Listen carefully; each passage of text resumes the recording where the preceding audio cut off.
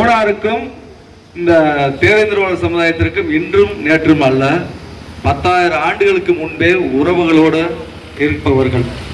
ஆனால் நாம் சில திராவிடர்களால் சூழ்ச்சிகளால் தான் நம்ம பிரிந்து வாழ்கிறோம் தவிர நாம் எந்த ஊரிலையும் சாதி சண்டைகளோ நம்ம அண்ணன் தம்பி சண்டைகள் போட்டது கிடையாது.